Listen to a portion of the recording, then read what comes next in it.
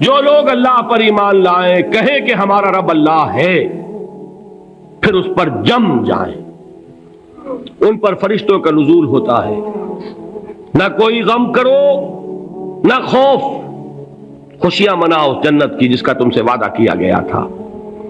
اللہ کی ربوبیت پر اطمینان جب انسان کو ہو جاتا، میرا رب اللہ ہے، ربی اللہ، انسان کے لیے نہ کوئی کھٹکا، نہ کوئی خطرہ، نہ کوئی خوف، نہ کوئی حزن۔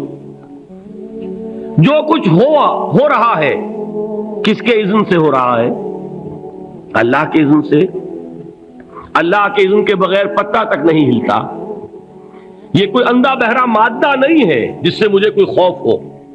اندھا بھینسا چلا آ رہا ہو اس سے تو ڈرنے کا ہر انسان کو ڈرنا چاہیے، نہ معلوم کس کو ٹکر مار دے، لیکن نہیں، اس کائنات کو چلانے والا ایک سمیع و بصیر خدا ہے، وہ جو میرا دوست ہے، میرا ولی ہے۔ اللہ ولی الذین آمنوا یخرجہم من الظلمات الی النور۔ اللہ اہل ایمان کا ولی ہے، ساتھی ہے، پشت پناہ ہے، مددگار ہے، حمایتی ہے۔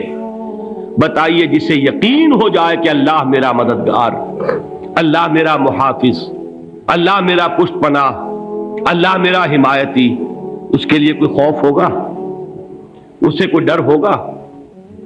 میں مثال دیا کرتا ہوں ایک بہت سادہ، پنجاب کے دیہات کی۔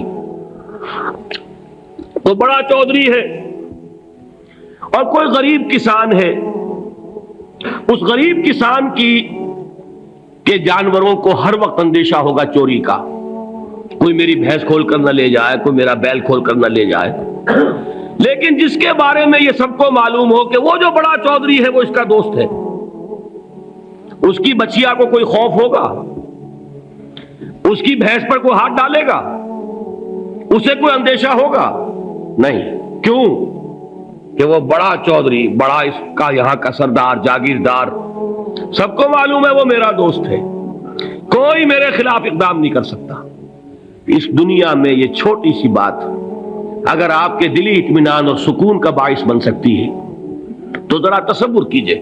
میں لفظ تصور استعمال کروں گا صرف اس لیے کہ اس کا ہم جس کو کہتے ہیں ادراک اور شعور کر نہیں سکتے، اگر کے ساتھ کر سکتے۔ اگر یقین ہو کہ اللہ میرا مددگار اور یقین ہو کہ اللہ ہر آن میرے ساتھ ہے، پھر کوئی خوف، کس کا خوف؟ کوئی شے اللہ سے بالا تر ہے؟ کوئی قوت اس سے زیادہ طاقتور ہے؟ کوئی اس کے ارادے کو بدلنے والا ہے؟ کوئی اس کی مشیت کے آڑے آنے والا ہے؟ یہی بات ہے جو حضور نے فرمائی، یہ ایمان کا حاصل ہے لب لباب، کہ دیکھو اچھی طرح اس بات کو ذہن نشین کر لو، اگر تمام انسان مل کر تمہیں کوئی نقصان پہنچانا چاہے نہیں پہنچا سکتے، مگر جو کچھ اللہ نے لکھ دیا ہو، اور تمام انسان مل کر تمہیں کوئی نفع پہنچانا چاہے نہیں پہنچا سکتے، مگر وہ شے جو اللہ نے طے کر دی ہو۔ آپ پھر میں کہوں گا ذرا طاری کیجئے، اسے فرض کیجئے، اسے سوچئے، اگر اس حدیث پر ہمارا دل ٹھکا ہوا ہو تو کسی سے ڈر ہوگا؟ یہ مجھے نقصان نہ پہنچا دے، یہ میری رپورٹ خراب نہ کر دے، یہ میری انکریمنٹ نہ رکوا دے، یہ میرا یہ نہ بگاڑ دے، یہ میرے یہ نقصان نہ پہنچا دے، اس کا ڈر، اس کا ڈر، اس کا خوف، اس کی خوشامد، اس کے لیے جا کر طرح طرح سے اپنی عزت نفس کو ذلیل کروانا اس کے سامنے۔ یہ سب کچھ کیوں کرتا ہے انسان؟ جب سمجھتا ہے کہ اس کے ہاتھ میں میرا کوئی نفع ہے، اس کے ہاتھ میں میرے لیے کوئی ضرر ہے، یہ مجھے کوئی گزن پہنچا سکتا ہے، یہ مجھے کوئی نقصان پہنچا سکتا ہے، یہ میرا کوئی کام بنا سکتا ہے، یہ میری کوئی ضرورت پوری کر سکتا ہے، اسی کا نام شرک ہے۔ جہاں آپ نے یہ سمجھا کہ غیر اللہ کے اندر کوئی طاقت موجود ہے، وہی شرک ہے۔ بتوں سے تجھ کو امیدیں، خدا سے نو امیدی، مجھے بتا تو صحیح اور کافری کیا ہے؟ شرک تو یہ ہے۔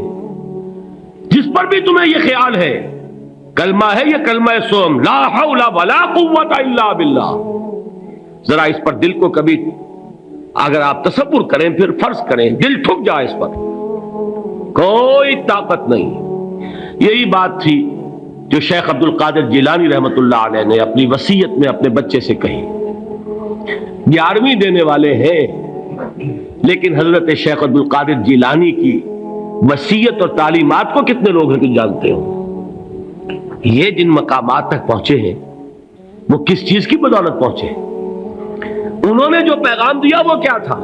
اے میرے بچے، جس طریقے سے قرآن مجید میں حضرت لقمان کی نصیحتیں جو ہے نقل کر دی گئی ہیں، میں یہ عرض کروں گا بالفرض اگر قرآن حضرت عبد القادر جیلانی کے بعد نازل ہوا ہوتا تو شیخ عبد القادر کی یہ نصیحتیں بھی قرآن میں درج ہوتی. اتنی اونچی نصیحتیں ہیں. اے میرے بچے، اس حقیقت کو ذہن نشین کر لے، لا فاعل فی الحقیقت ولا مؤثر الا اللہ. اس کائنات میں نہ کوئی فاعل حقیقی ہے نہ مؤثر حقیقی ہے سوائے اللہ کے. کسی شے میں کوئی تاثیر نہیں اگر اللہ نہ چاہے. آگ جلا نہیں سکتی اگر اللہ نہ چاہے. پانی ڈبو نہیں سکتا اگر اللہ نہ چاہے. زہر ہلاک نہیں کر سکتا اگر اللہ نہ چاہے. کوئی چیز فائدہ نہیں پہنچا سکتی اگر اللہ نہ چاہے. تو در در پہ کیوں سر جھکاتے ہو؟ در در پر کیوں جبیں سائی کرتے ہو؟ سب کے سامنے کیوں ہاتھ پھیلاتے ہو؟ ایک اللہ سے مانگو. ایک اللہ کے سامنے زبین پر اپنی جبین رکھو. لا فاعل فی الحقیقت ولا مؤثر الا اللہ. نظر آتا ہے ہمیں کہ پانی پیاس بجھا دیتا ہے. پیاس بجھانے کی صلاحیت پانی میں نہیں ہے، اللہ کے اذن سے. کھانا بھوک مٹا دیتا ہے. بھوک مٹانے کی صلاحیت کھانے میں نہیں ہے، اذن رب میں ہے.